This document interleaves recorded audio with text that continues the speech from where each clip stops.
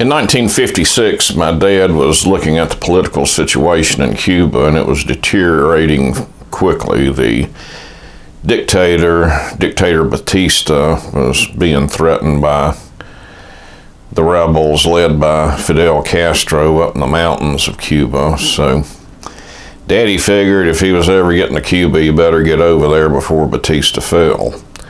And of course, he asked my mother and me to go with him.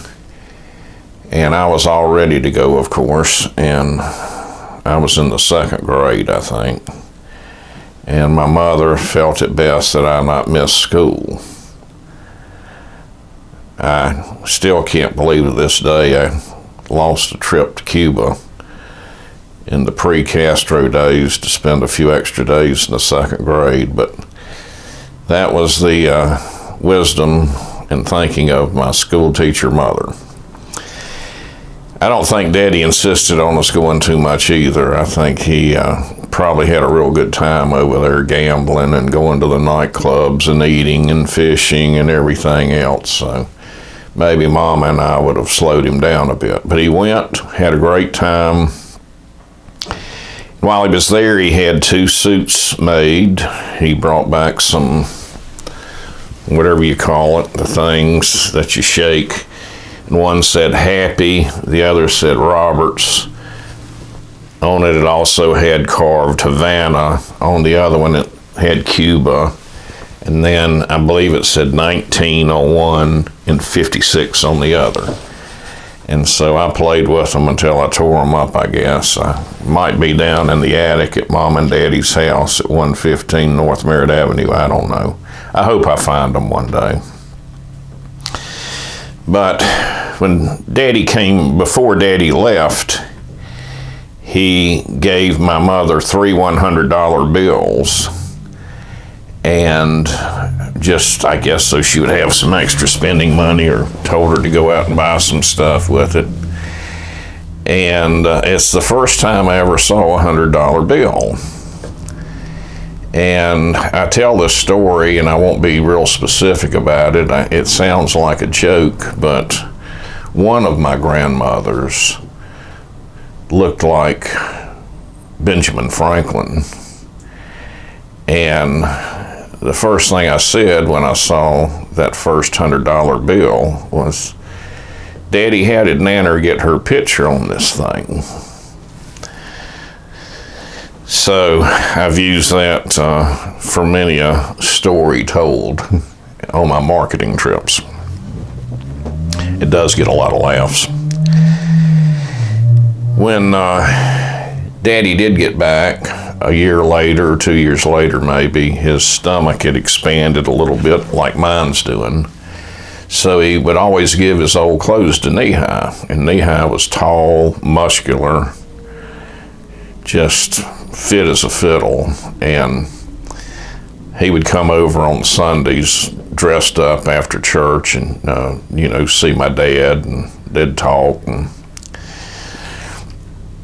I always remember Nehi wearing those handmade Cuban suits in the spring and summer, and oh, they look good on him.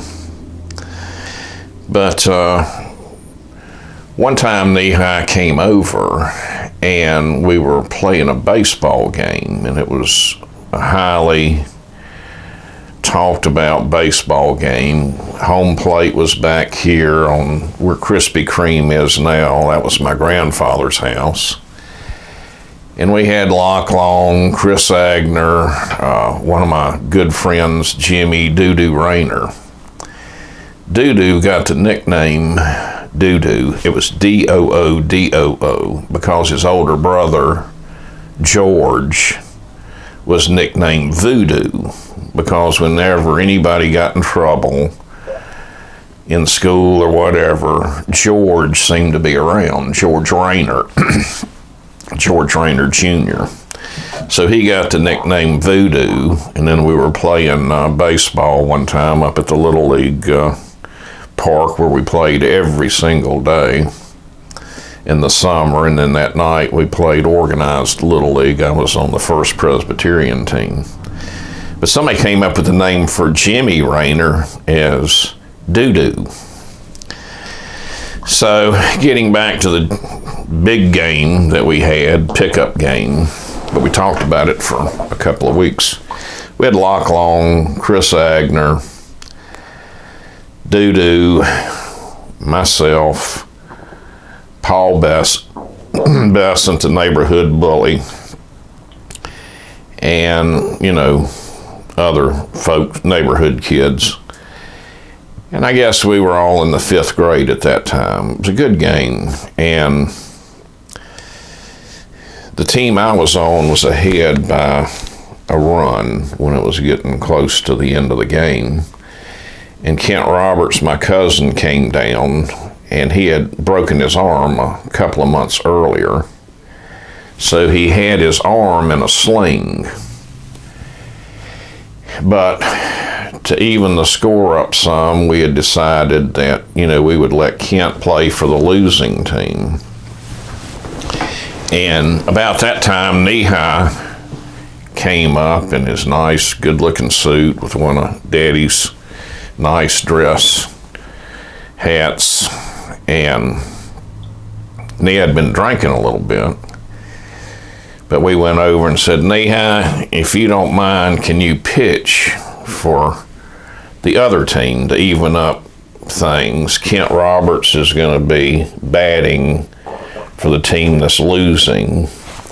And then my team that was winning by 1 run, we would like for you to pitch for us just to even things up. And anyway, Kent came to the plate. There were 2 outs. There were 2 men on base. Nehi warmed up. We had hard ball. It was fast pitch. He warmed up. A couple of them went, way out of the, one went 10 foot that way and 10 foot that way. And then he started concentrating. Took his coat off, took his hat off, and you could just see his muscles bulging. And I thought to myself, I'm damn glad I'm not Kent Roberts facing Nehi pitching at me. But anyway, Doo-Doo was playing center field, which was way back towards the edge of 115, my parents' house. And right before you get the driveway there at between 115 and 117 was center field. And if it went over there, it was a home run. Well, Nehi threw a strike. Kent swung and missed. The very next pitch, 2 guys on base, nervous. They were wanting to get in there and tie the score and then win with the winning run. Kent knocked the heck out of the ball. Nehi threw a good fastball, but Kent stood right up to the plate, broken arm and all, and swung at it and knocked the heck out of that ball. But you could see Jimmy Doo-Doo Rayner running back towards the driveway. He had one of his brother Voodoo's old first baseman mitts. It was just a rag of a glove. And all of a sudden, Jimmy kept running, held the glove up, and he caught the ball. Fell down and rolled over, and then held his glove up. He had retained the ball. The runners quit going around. Our team had won by 1 point. Nehi was happy. His team had lost, but he was happy before he got there. Kent was proud of the ball he hit. It was great, but Doo-Doo just outran it and made one of the most fantastic catches since Willie Mays, I guess. But that was called the big game. And one last footnote there, my mother fixed hot dogs for us before the game. And my mother didn't like any kind of pork. She thought it needed to have the heck cooked out of it. And I just could hardly eat the hot dogs because they didn't have any taste. And Chris Agner bragged on them and ate 3 of them. That stuck in my mind. But anyway, that was the great baseball game. And I'll never forget it. And I'll never forget Doo-Doo running back there. His limp old first baseman glove hanging up there, looking at the ball, running as fast as he could, catching it, falling down, rolling, and holding up the ball that he had retained. Heck of a game. That was the game. That was the baseball game.